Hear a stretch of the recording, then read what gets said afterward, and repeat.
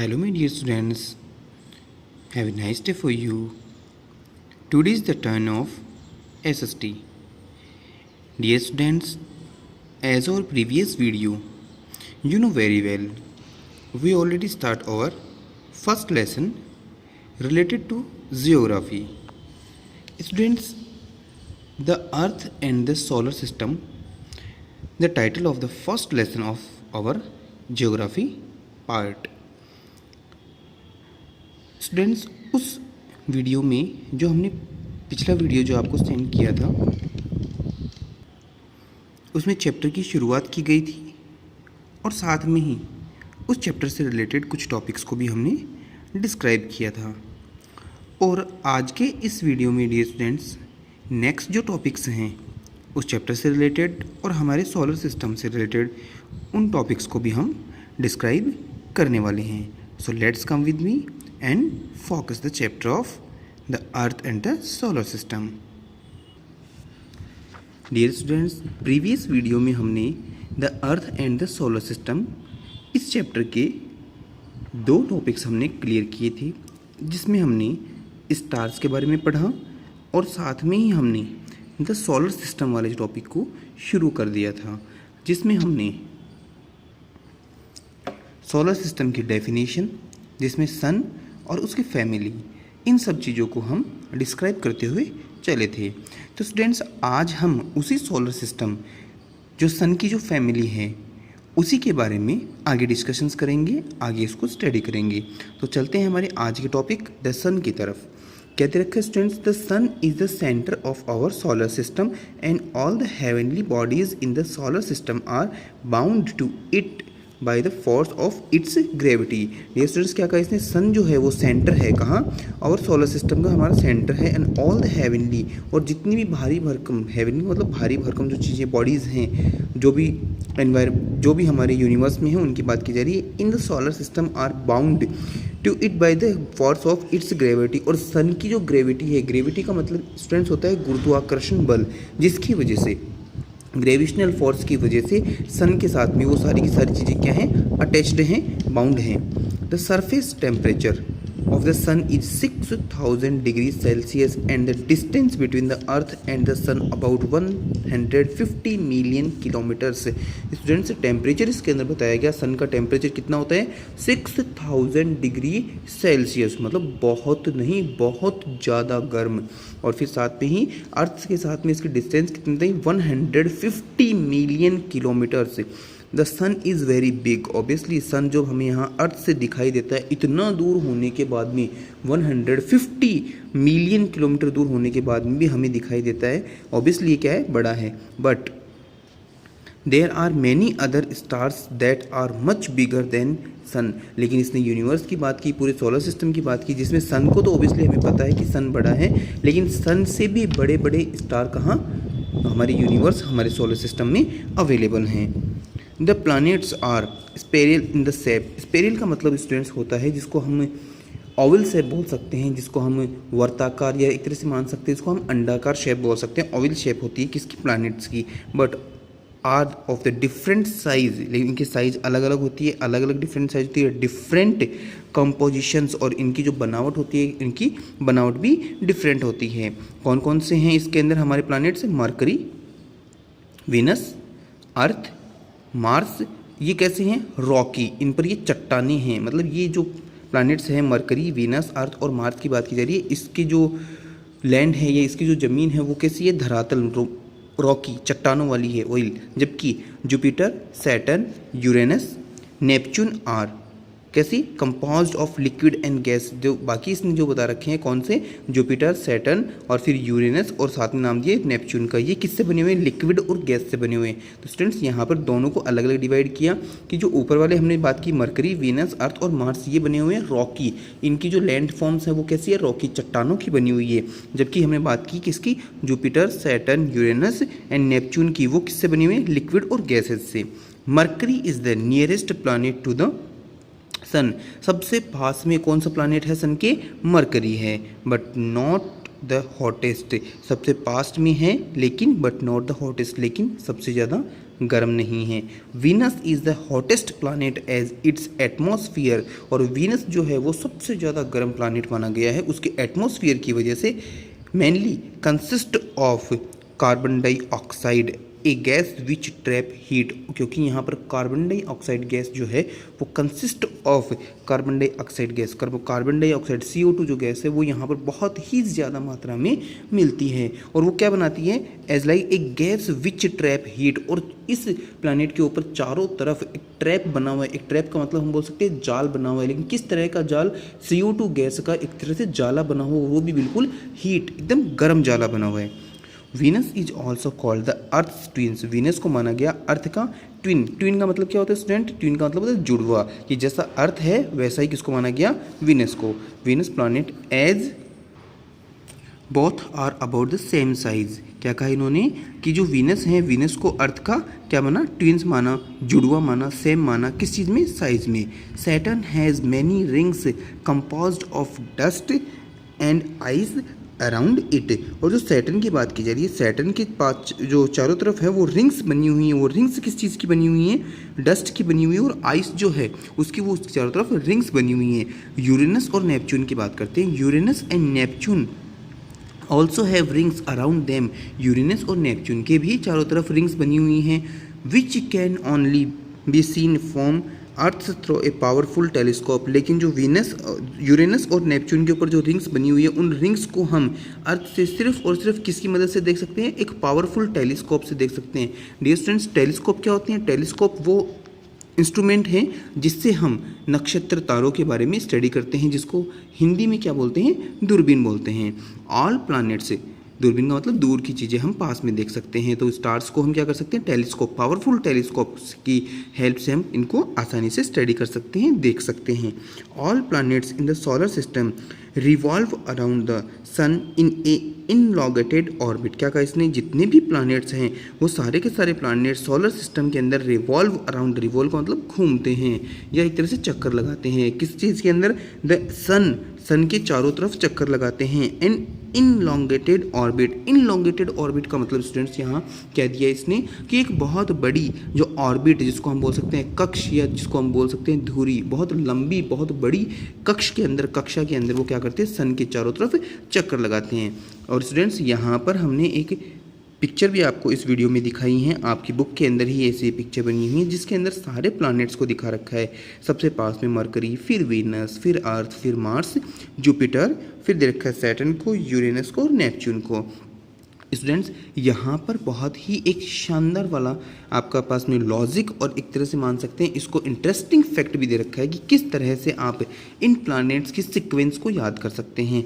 देखिए क्या दे रखा है, the sun and its family, the picture show the relative size and planet and other celestial body revolving around the sun, कि sun के बिल्कुल पास पास में जो प्लैनेट्स हैं उनकी जो फिक्स, जो एक तरह से मान सकते हैं जो पोजीशन है, उस पोजीशन को या सीक्वेंस को हम इस सेंटेंस के जरिए लर्न कर सकते हैं। कौन सा सेंटेंस है, my very elegant mother just served as noodles. Dear students, इस सेंटेंस से हम इनकी सीक्वेंस लर्न कर सकते हैं, क्योंकि इस सेंटेंस का जो फर्स्ट लेटर है, वर्ड का जो फर्स्ट लेटर है, उससे हम इनके प्लैनेट के नेम डिसाइड करेंगे। माई का M फर्स्ट है तो मरकरी हो गया, वेरी का V फर्स्ट है तो क्या हो गया, वीनस, एलिजेंट का मतलब E तो Earth, mother M Mars, just Jupiter, served Saturn, us Uranus, noodles Neptune. तो स्टूडेंट्स इस सेंटेंस से हम क्या कर सकते हैं, इन प्लैनेट्स की जो सीक्वेंस हैं उस सीक्वेंस को आसानी से याद कर सकते हैं। चलते हैं हमारे नेक्स्ट टॉपिक की तरफ। स्टूडेंट्स नेक्स्ट जो हमारा टॉपिक है वो है एस्टेरॉइड्स। एस्टेरॉइड को मैंने अंडरलाइन कर रखा है और इसके बारे में आपको पता भी होना चाहिए कि एस्टेरॉइड का मतलब क्या होता है। तो स्टूडेंट्स एस्टेरॉइड का मतलब होता है या तो क्षुद्र ग्रह बोलते हैं या इसको नॉर्मली हम लोग धूमकेतु के नाम से भी जानते हैं। क्या दिया इसने, ए बेल्ट ऑफ ब्रोकन रॉक्स, टूटी हुई जो चट्टानें हैं, and debris of the probably exploded planet. क्या कहा इसने, डेब्रीज का मतलब स्टूडेंट्स होता है मलबा या कचरा। किस चीज़ का मलबा या किस चीज़ का कचरा, प्रॉब्ली एक्सप्लोडेड। एक्सप्लोडेड का मतलब क्या होता है, विस्फोट करते हुए जो प्लैनेट्स हैं, ये एक तरह से मान सकते हैं जो यूनिवर्स के अंदर, सोलर सिस्टम के अंदर जो विस्फोट होते रहते हैं, उनके जो टुकड़े होते हैं, उनकी जो चट्टानें होती हैं, lies in between Mars and Jupiter, किसके बीच में? मार्स और जुपिटर के बीच के अंदर जो एक्सप्लोडिंग होती रहती है उनको हम क्या नाम देते हैं? एस्ट्रॉइड्स। एस्ट्रॉइड का मतलब धूमकेतु। These relatively small rocky bodies are called asteroids. और ऐसी ये छोटी छोटी चट्टानें, मीन्स बड़ी चट्टानें जब आपस में टकरा जाती हैं और टकराने के बाद में एक्सप्लोड, विस्फोट हो जाता है, और विस्फोट के बाद में क्या होता है? उनका मलबा। मलबा मतलब छोटे छोटे टुकड़े। तो उन्हीं छोटे टुकड़ों को, दीज रिलेटिवली स्मॉल रॉकीज, इन्हीं छोटी चट्टानों को हम क्या नाम देते हैं? Called asteroids. They worry in size. Worry का मतलब स्टूडेंट यहाँ क्या दिया इसने? वेरी का मतलब यहाँ डिफरेंट टाइप ऑफ साइज, अलग अलग साइज में होती है। And largest asteroid is series, और बहुत सारे एक तरह से मान सकते हैं लार्जेस्ट बड़े धूमकेतु भी मिलते हैं। Having an approximate diameter of 700 kilometre, और इतने बड़े धूमकेतु भी मिलते हैं जिनका डायमीटर कितना होता है? 700 किलोमीटर। इतने बड़े धूमकेतु भी हमारे सोलर सिस्टम के अंदर अवेलेबल होते हैं। तो स्टूडेंट्स यहाँ पर ये टॉपिक हमारा था एस्ट्रॉइड्स का। नेक्स्ट टॉपिक हमारा किसका है? मेटोर्स का। मेटोर्स में क्या दिया स्टूडेंट्स ने? You must have often seen bright streaks of light flashing in the night sky for a few moments. क्या कहा इन्होंने? कि आपने कभी देखा होगा ब्राइट स्ट्रैक्स। स्टूडेंट्स स्ट्रैक्स का मतलब क्या होता है? धारी जिसको हम बोल सकते हैं, लाइन जिसको हम बोल सकते हैं, किसी चीज़ की light flashing in the night. रात के समय आपने आकाश में क्या देखा होगा? लाइट, फ्लैश लाइट की एक तरह से चमकती हुई लाइट जो होती है उसकी धारियाँ, उसकी लाइनें देखी होगी। फॉर ए फ्यू मोमेंट्स, कभी कभी, उसको हमने इसने क्या नाम दिया? मेटोर्स। और मेटोर्स एक्चुअली में होता क्या? उल्काएँ होती हैं। We call these shooting star, जिनको हम क्या नाम देते हैं? टूटता हुआ तारा। But these are not in fact, जबकि ये सच नहीं होता है। स्टूडेंट देखो कितना अच्छा टॉपिक है कि हम जिसे टूटता हुआ तारा कहते हैं, एक्चुअली वो टूटता हुआ तारा नहीं होता है। क्या होता है? मेटोर्स। और मेटोर्स क्या होते हैं? हमने यहाँ पढ़ा कि लाइट, फ्लैशिंग लाइट होती है। फ्लैशिंग लाइट की एक धारी होती है, एक लकीर होती है, और वो लकीर, वो धारी लाइट की कहाँ से आती है वही हम पढ़ेंगे। क्या होता है वो? देखो, we call these shooting stars, हम उनको टूटता हुआ तारा कहते हैं। But these are in fact, जबकि दीज आर इन फैक्ट हकीकत में क्या होता है? Broken pieces that separate from asteroids. Asteroid से अलग होते हुए वो चट्टानों के टुकड़े होते हैं। And these rocks enter earth's atmosphere at a great speed, जो अर्थ के एटमॉस्फेयर के अंदर एंटर हो जाते हैं।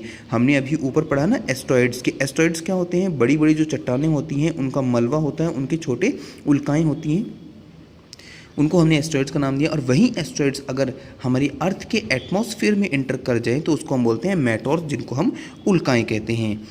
Earth atmosphere at a great speed, बहुत तेज स्पीड से, ड्यू टू फ्रिक्शन। फ्रिक्शन का मतलब यहाँ इसने दिया टकराव। इनके टकराने की वजह से क्या होता है? Due to friction with atmospheric dust and gases most of these rocks burn out completely. हमारे जो एटमॉस्फेयर के अंदर जो गैसेज होती हैं, जो एयर होती हैं, जो डस्ट पार्टिकल्स होते हैं, उनसे जब ये उल्काएँ, उनसे जब ये मेटोर्स, उनसे ये रॉक्स की जो स्मॉल पार्ट्स होते हैं, पीसेज होते हैं, जब ये उनसे टकरा जाते हैं तो उनसे टकराने की वजह से ये क्या करते हैं? जलने लग जाते हैं। बर्न आउट कम्प्लीटली, ये जलने लग जाते हैं, जल जाते हैं। दीज आर कॉल्ड मेटोर्स, इनको हम मेटोर्स का नाम देते हैं। हाउएवर, जबकि क्या दिया? देखो बहुत सारे पार्ट्स या बहुत सारे जो पीसेज हैं रॉक्स के, वो तो जल करके वहीं के वहीं एटमॉस्फेयर में ही खत्म हो जाते हैं। लेकिन इसने साथ में कह दिया हाउएवर, जबकि some larger meteors do not burn up completely, जबकि कुछ मेटोर्स के टुकड़े ऐसे भी होते हैं, मतलब बड़े ऐसे टुकड़े होते हैं रॉक्स के या मेटोर्स जिनको हमने नाम दिया, वो पूरी तरीके से जलते नहीं हैं। And the remaining parts strikes the earth surface making craters, और वहीं जो पार्ट्स हैं जलता हुआ अर्थ के सरफेस की तरफ आता है, जिसको हमने नाम दिया क्रिएटर्स का। क्रिएटर्स का वैसे मीन्स होता है गड्ढा। जब ये इतना बड़ा रॉक, इतनी बड़ी चट्टान का टुकड़ा इतनी ऊंचाई से जलता हुआ जब ज़मीन के सरफेस की तरफ, ज़मीन के लैंड की तरफ गिरता है, तो ऑब्वियसली इतना भारी भरकम स्टोन जलता हुआ ज़मीन पर गिरेगा, तो वहाँ की जो एरिया है, वहाँ की जो लैंड है, उसके ऊपर क्या बनेगा? गड्ढा बन जाएगा। These parts of meteors that hit the earth is called meteoroids, और इन्हीं पार्ट्स को, ये जो एस्ट्रॉइड्स की जो चट्टानें होती हैं जिनको हमने मेटोर्स का नाम दिया, और यही मेटोर्स जब जलते हुए अर्थ तक पहुंचते हैं और अर्थ के सरफेस को टच करते हैं, जिसे हम क्या बोलते हैं? मेटोरॉइड्स। मेटोरॉइड्स को हम अगर हिंदी में बोलें तो उसको बोलते हैं उल्कापिंड बोलते हैं। The largest one of have hit the earth is in the state of Arizona USA. क्या अभी तक का जो सबसे बड़ा या सबसे खतरनाक जो उल्कापिंड अर्थ की सरफेस से टकराया है या अर्थ के ऊपर उसने क्रिएटर्स गड्ढा बनाया है, वो कहाँ बनाया है? एरिजोना यूएसए में। वो जो उसका जो गड्ढा है, उस गड्ढे की बात करते हैं, क्या उसका डायमीटर है और कितनी उसकी गहराई है। द क्रिएटर्स क्रिएट, उस गड्ढे को एक तरह से बनाया गया या बना है वो मेटोर्स की वजह से, कितना? 1200 मीटर, मतलब 1200 मीटर उसकी जो डेप्थ है, जिसको हम डायमीटर बोल सकते हैं, एक्रॉस, और साथ में 170 डिप और 170 मीटर उसकी गहराई है। इतनी गहराई के अंदर, इतनी ऊंचाई से, इतनी स्पीड से जब मेटोर्स नीचे गिरा है तो उसकी जो गहराई है ज़मीन के अंदर वो कितना चला गया? 170 मीटर्स। और उसका जो डायमीटर है वो कितना स्टूडेंट्स? 1200 मीटर्स। तो ये यहाँ पर हमने किसको पढ़ा? मेटोर्स का पढ़ा। और अब नेक्स्ट टॉपिक की तरफ चलते हैं। नेक्स्ट जो हमारा टॉपिक है स्टूडेंट्स वो है कॉमेट। अब कॉमेट क्या होते हैं उनको भी हम देखते हैं। Comets are ball of dust, ice particles and frozen gases that revolve around the sun. कि सन के चारों तरफ जो डस्ट पार्टिकल्स होते हैं, आइस पार्टिकल्स जो बर्फ़ के टुकड़े होते हैं, और जो फ्रोजन गैसेज है, जमी हुई जो गैसेज हैं, जो सन के चारों तरफ रिवॉल्व करती रहती है, राउंड करती रहती है। When they come closer to the sun, जब वो सन के बिल्कुल पास में आ जाती है, धीरे धीरे पास में आती है, दे आर हाईली एप्लिकल्स ऑर्बिट, तो उनके ऑर्बिट बनने शुरू हो जाते हैं, उनकी कक्षाएं बननी शुरू हो जाती हैं। और एलिप्टिकल जो ऑर्बिट्स हैं, उनकी जो दीर्घवर्ताकार, जिसको हम अंडाकार बोल सकते हैं, वो ऑर्बिट्स, उनकी जो कक्षाएं बनती हैं, they vaporise and form a long tail. तो धीरे धीरे वो पिघल करके, आइस पार्टिकल्स होते हैं, डस्ट होते हैं, फ्रोजन गैसेज होती हैं, वो पिघल करके, मेल्ट होकर के, वेपोराइज होकर के क्या बनाती हैं? फॉर्म ए लॉन्ग टेल, एक लंबी पूंछ के अंदर एक लंबी लाइन, जिसको हम बोल सकते हैं, उसमें कन्वर्ट हो जाती हैं। Which could be a long as 1 million kilometre. और इनकी लंबाई लगभग कितनी होती है? 1 मिलियन किलोमीटर तक इनकी लंबाई हो जाती है। The most famous of these in the Halley comet. और सबसे फेमस जो कॉमेट माना गया, वो सबसे फेमस कॉमेट कौन सा माना गया? हेली कॉमेट माना गया। Which is visible from earth every 76 years. Students एक देखो अच्छा इंटरेस्टिंग पॉइंट यहाँ पर उन्होंने बताया, और एक साइंस जो जीके है उसका भी क्वेश्चन यहाँ पर सामने आया कि हेली कॉमेट है वो हर 76 ईयर्स, एवरी 76 ईयर्स में वन टाइम सीन होता है। It will be appear next in the year 2062। तो स्टूडेंट्स 2062 के अंदर यही हेली कॉमेट हमें वापस से एक बार देखने को मिलेगा। तो यहाँ पर हमने कॉमेट की बात की। कॉमेट क्या होता है एक्चुअल में? डस्ट पार्टिकल्स, फ्रोजन गैसेज या आइस पार्टिकल्स होते हैं जो सन के चारों तरफ राउंड करते रहते हैं, लेकिन जैसे ये सन के पास में आते हो तो मेल्ट होकर के, वेपोराइज होकर के ये क्या करते हैं? अपनी जो शेप है, जिसको एलिप्टिकल शेप माना गया, जिसको हम अंडाकार शेप माने, स्पेरिकल शेप माने, उस शेप में न रह करके ये क्या बनाते हैं? एक टेल, एक पूंछ, एक लंबी जो लाइन होती है, उस तरीके से ये अपनी शेप बदल लेते हैं। और फिर ये जो इनकी टेल होती है, ये टेल लगभग कितनी मानी गई? 1 मिलियन किलोमीटर्स तक ये लंबे हो जाते हैं। तो इनको इन्होंने नाम दिया, क्या नाम दिया? कॉमेट्स। और स्टूडेंट्स यहाँ पर सबसे इंटरेस्टिंग फैक्ट जो हमारा देखा कि जो हेली कॉमेट है, उस हेली कॉमेट को हम हमारी जो नेक्स्ट ईयर जो है 2062 उसमें हम वॉच करेंगे। नेक्स्ट ईयर का मतलब अपीयर इन नेक्स्ट, मतलब आने वाले जो साल हैं 2062, उसके अंदर हम कॉमेट को देखेंगे। तो यहाँ पर हमने कॉमेट के जो डेफिनेशंस थी उसको क्लियर समझा और उसके बारे में स्टडी की। नेक्स्ट टॉपिक हम देखते हैं सैटेलाइट का। डियर स्टूडेंट्स, सैटेलाइट्स की बात की जा रही है। Satellites are celestial bodies. Celestial bodies का मतलब होता है स्टूडेंट्स जिसको हम बोलते हैं खगोलीय, या फिर तरह से मान सकते हैं गैसीय। जो नक्षत्र, जो तारे होते हैं, उल्कापिंड, मेटॉर्स, एस्ट्रॉइड्स, इनकी हम सब की बात करते हैं। इनके अलावा जो कैलिशियल बॉडीज़ जो होती हैं, जो रिवॉल्व करती है, विच रिवॉल्व अराउंड द प्लानट, जो क्या करती है? अराउंड, घूमती हैं किसके? प्लानट्स के चारों तरफ। They do not have heat और लाइट ऑफ देयर ओवन, जिनकी कोई भी खुद की लाइट या खुद की हीट नहीं होती हैं। लाइक ऑल प्लैनेट्स, दूसरे प्लैनेट्स की तरह they reflect the light of sun, वो सन की रोशनी से ही चमकते हैं। सन की जो हीट है उसी से उनके अंदर टेम्परेचर इंक्रीज होता है। Various planets have different number of satellites, अलग अलग जो प्लैनेट्स हैं उनकी जो सैटेलाइट्स हैं उनके नंबर्स भी अलग अलग हैं। अर्थ का भी एक नेचुरल प्लैनेट है जिसको नाम दिया गया मून। तो स्टूडेंट्स आज के इस वीडियो में हम यहाँ सैटेलाइट तक का ही वीडियो कंप्लीट करेंगे। नेक्स्ट वीडियो के अंदर हम हमारी जो अर्थ है उसके बारे में डिस्क्राइब करेंगे, उसके बारे में स्टडी करेंगे। आज के वीडियो के अंदर हमने सैटेलाइट को पढ़ा, कॉमेट को पढ़ा, एस्टेरॉयड को पढ़ा, मेटोर्स को पढ़ा और सबसे इम्पॉर्टेंट हमने पढ़ा सन को। सन जिसके बिना पूरे सोलर सिस्टम, पूरे यूनिवर्स को इमेजिन करना भी पॉसिबल नहीं है, उस सन के बारे में भी हमने डिटेल के अंदर डिस्क्रिप्शंस किया डियर स्टूडेंट्स। और साथ में ही यहाँ एक्स्ट्रा जो वर्क था उस वर्क के अंदर मैंने आपको यहाँ आज एक स्पेशल सेंटेंस जिसके अंदर लिखा है my very elegant mother just serve us noodles, इस सेंटेंस के जरिए मैंने आपको ये भी बताया कि किस तरह से आप इन प्लैनेट्स की सीक्वेंस को अच्छे से याद कर सकते हैं। तो स्टूडेंट्स आज के वीडियो में आपके लिए यही टॉपिक्स, आई होप दैट इस वीडियो के जरिए आप इन टॉपिक्स को अच्छे से क्लियर कर पाए हैं। स्टूडेंट्स जिन वर्ड्स को मैंने अंडरलाइन किया है वो कुछ टिपिकल वर्ड्स हैं, उन्हें आप अपनी फेयर नोटबुक में लिखें और वीडियोस के अंदर जैसे जैसे मैं इनके ट्रांसलेशन हिंदी में करवा रहा हूँ वैसे वैसे आप उनके ट्रांसलेशन अपनी नोटबुक में भी करें। नेक्स्ट वीडियो के अंदर नेक्स्ट वीडियो के साथ में नेक्स्ट टॉपिक के साथ में आपके साथ में होंगे। आज के लिए इतना ही। Once again have a nice day. Thank you so much.